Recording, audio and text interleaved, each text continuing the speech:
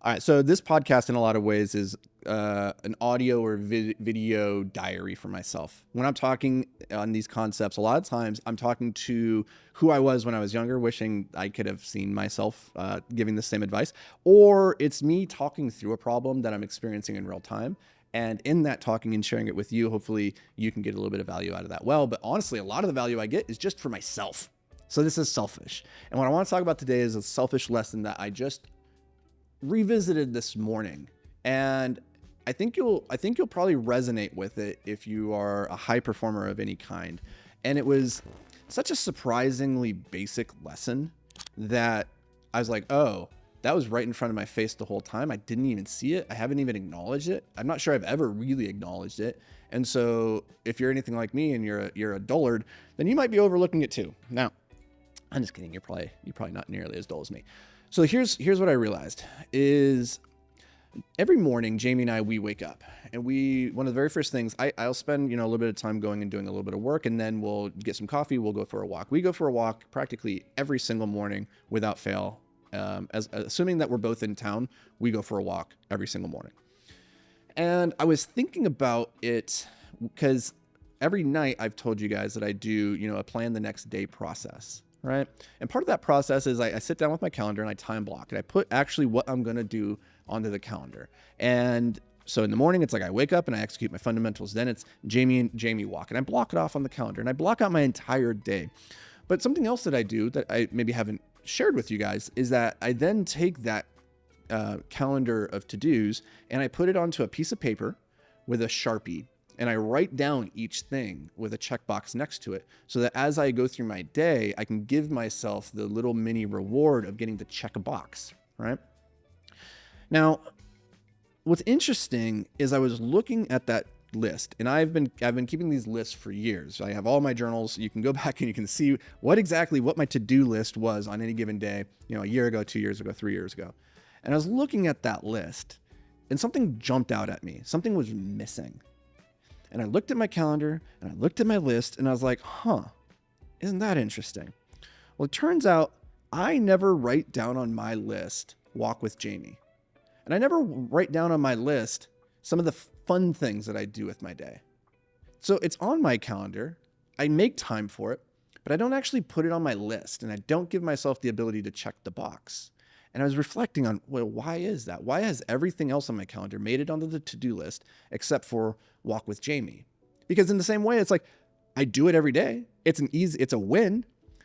And what I came to was I don't put it on the list because it is so easy and fun, and I enjoy it so much, it doesn't feel productive. It doesn't actually feel like work. It doesn't feel like something I should be rewarding myself for having done. I want you to think about that for a second. You enjoy it so much, you don't feel like you should reward yourself for having done it. Think about that. If you have kids, I don't have kids, so I can't say this, but I'm guessing one of the most enjoyable things that you can do with your day is actually spend time and play with your kids. But do you actually put it onto your to-do list and make a checkbox, and then after having done it, check the box? No, it's like we don't reward ourselves for the things that we enjoy doing, or the things that we don't feel like we should be rewarded for doing, the things that actually fill our life with the most meaning and purpose and value, the things that you take for granted because by doing it, you're like, that wasn't productive. That was the byproduct of the thing that I wanted to do, but it's not really moving me towards my other goals. And it's like, if you were to take a step back of like, what is the goal of your life? It's to do things that fill you with meaning and purpose and value with people you love. So anytime that you can spend time with people that you love, shouldn't that make it onto your to-do list and be something that you reward yourself? Give yourself that little micro win, the checkbox, and go, yeah, I did it.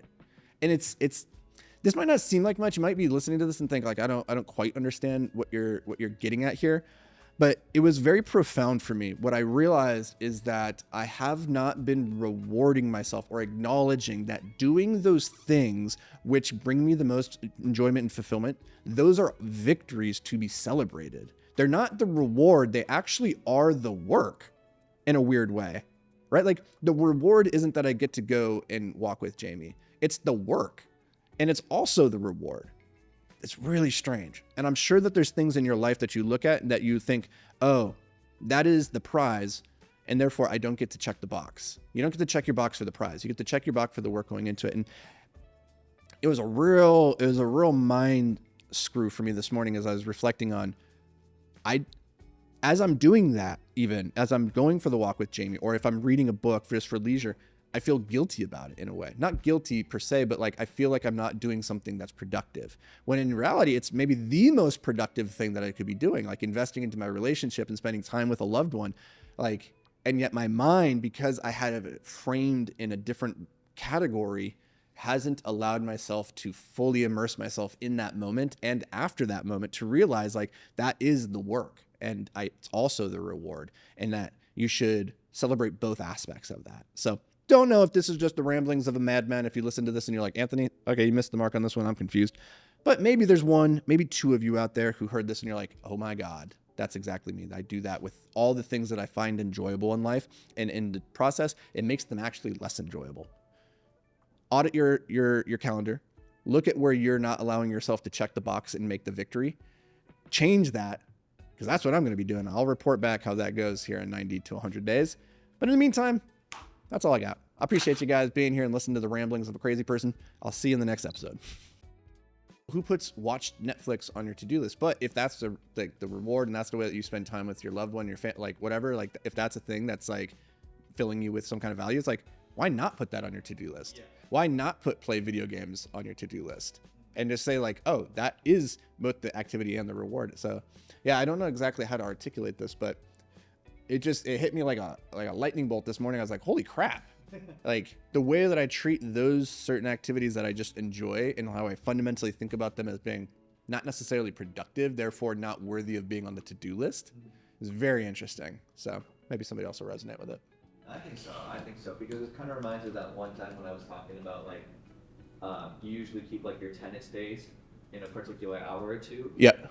But it's because you only keep those hours or two that are scheduled out. It actually has more value and more fun because you know you only have that limited amount. Yep. To enjoy it. Yep. Or at least that's what sparks my mind. Totally. But that's kind of the whole point. Yeah. And I rarely put play tennis on my to-do list. I put work out on my to-do list, but I don't write go play tennis on my to-do list. It's a funny difference. Yeah. Like a workout is like that's the task, that's the exercise, that's the to-do. Yeah. But if it's a game, if it's something fun, like go play tennis, that doesn't make it to the to-do list, even though it's often that is the workout. Oh, interesting. I see where you're going. Right? Yeah. So it's really funny. Like, yeah. I don't know. Because that's almost like a light bar as to keeping away, like, oh, it's too much fun. Too much fun. Yeah. Whereas at least workout is like, there's an aspect of that not being fun. Yeah. And so I get to put that on the to-do list, but not go play tennis on the to-do list. It's very subtle and it's very different, but it's the idea that I'm playing with right now. And it's like, there's something there. And obviously something subconsciously is at play that makes it so that I don't put the playful activities on the to-do list. Yeah. Or if I do, I reword them. Okay. To make them into more of like here's the tactic that would be productive. Like go get a workout rather than play tennis. Yeah. It's very interesting. I don't know. There's a lot there, I think, still to work through.